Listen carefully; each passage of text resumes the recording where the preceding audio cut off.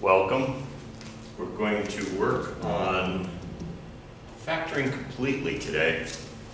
Factoring completely is what you do when you factor normally, but I say completely because we want to check to make sure we didn't miss anything. So the very first thing that you should be looking for when you're factoring completely is look to see if there's a GCF and see if you can factor it out. Now, there isn't always a GCF, so don't just assume there's always a GCF, especially if it says factor completely. Factor just means factor completely, but sometimes we're not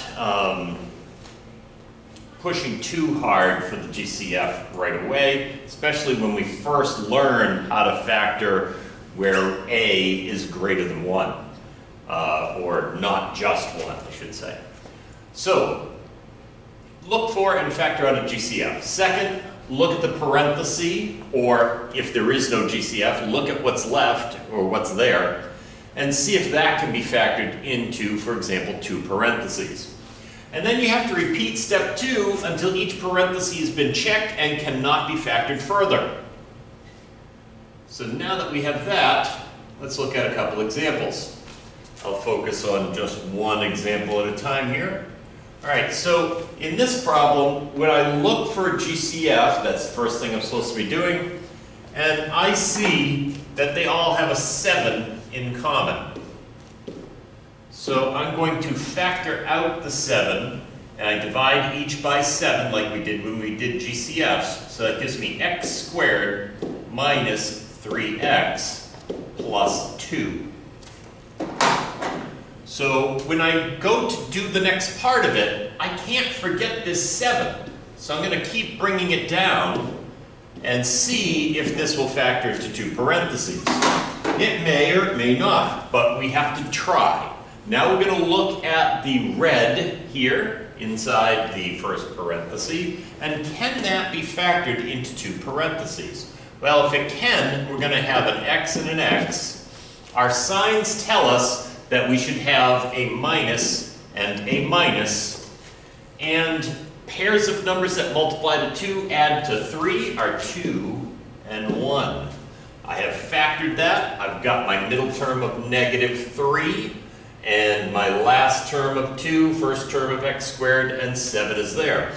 If you leave something out, then you can't multiply it back and get the original. So if you forgot to write the 7 down, then you would not be able to get back to here. And that is what you need to be able to do to prove you did it right for factoring.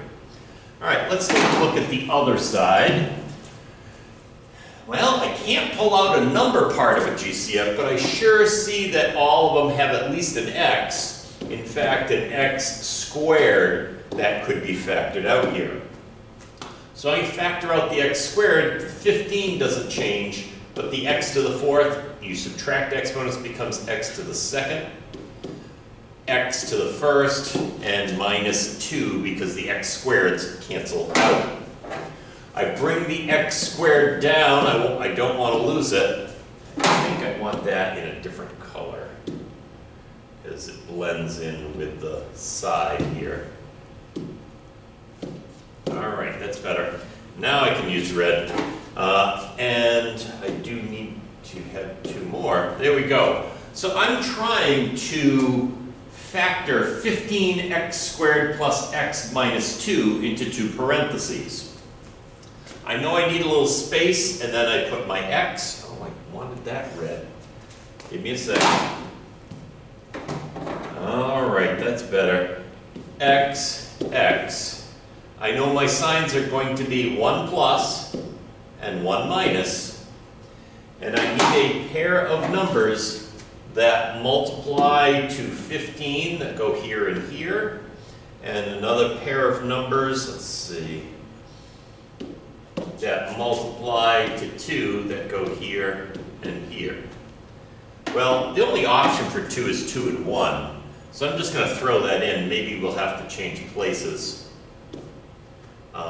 And then most likely it's going to be 5 and 3 because we usually pick the ones that are closest together first and work to ones that are not as close together. So I'm going to do 5 and 3, 5 and 3. And remember, we're going to check this with our smiley face and check here, that's negative 5x. Check here, that's positive 6x. Do those add to my middle term here? And it turns out they do.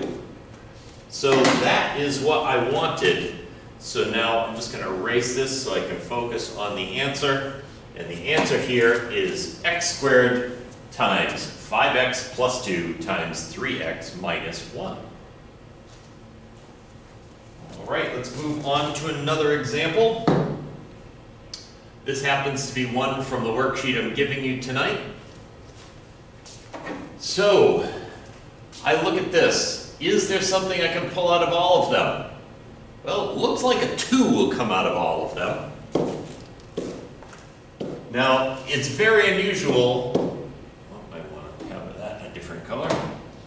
It's very unusual to have 2 different letters in the same problem.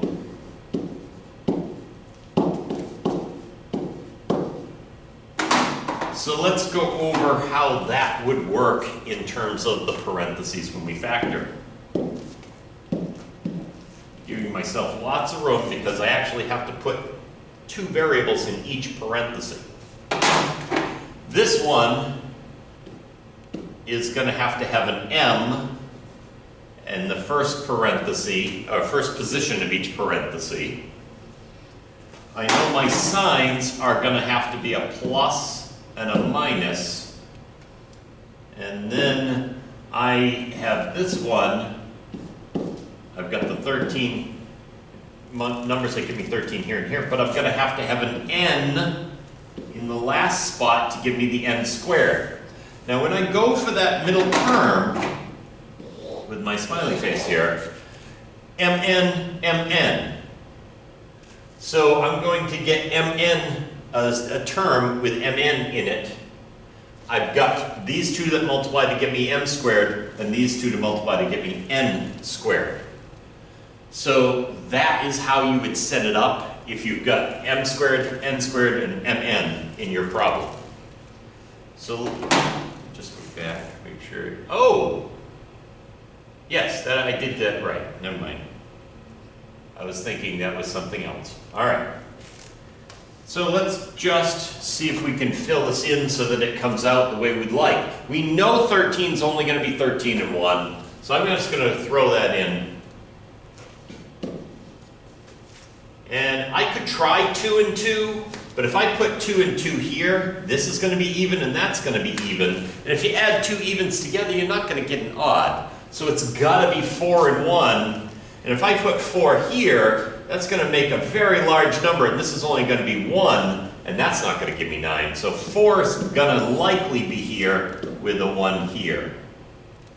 This gives me 4 mn. This would give me negative 13 mn. It doesn't matter which one comes first, but it's easier if you just leave them alphabetical so that when you add, you realize you actually have like terms. And then when I combine, that's negative 9 mn. So there we have the final answer. Let me just erase this part so you can focus on the final answer. 2, 1m plus 1n, 4m minus 13n. And again, I didn't mention it in the last one, but check each of these parentheses to see if they can be factored further. In this case, it won't work. Here, can't factor further, no further, no further, and no further. So we did check it, we just didn't say we were checking it, so I want to make sure we did that. Finally, I've got this one. That's an awfully big number, but the most that I could have go into it is 4, because it ends with 4 on the far end in the single term. So, or constant term is what I meant to say. What can go into this and this? Well, 4 can. So I'm going to factor out a 4. That gives me 81x to the 8 minus 1. That 4 is going to keep following. And I'm going to try to factor this. Well, it turns out 81 is 9 times 9. So 9, this is difference of squares, right? 9x to the 4th plus 1 minus 1. All right, that's great. Isn't this difference of squares again? So now, see, I can't do that one. That's a sum of squares. Can't factor sum of squares without getting into complex numbers.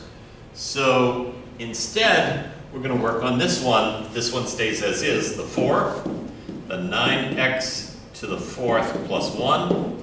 And now I'm going to factor this, because it's again the difference of squares, into 3x squared plus 1, 3x squared minus 1. That 3x squared minus 1 is not the difference of squares. Even so, this is x squared, and that's minus 1. 3 is not a perfect square. So we are not going to factor further. We're not going to get into square roots and all that. So there is your answer in this problem. That's as far as we can go. And that's it for today for factoring completely.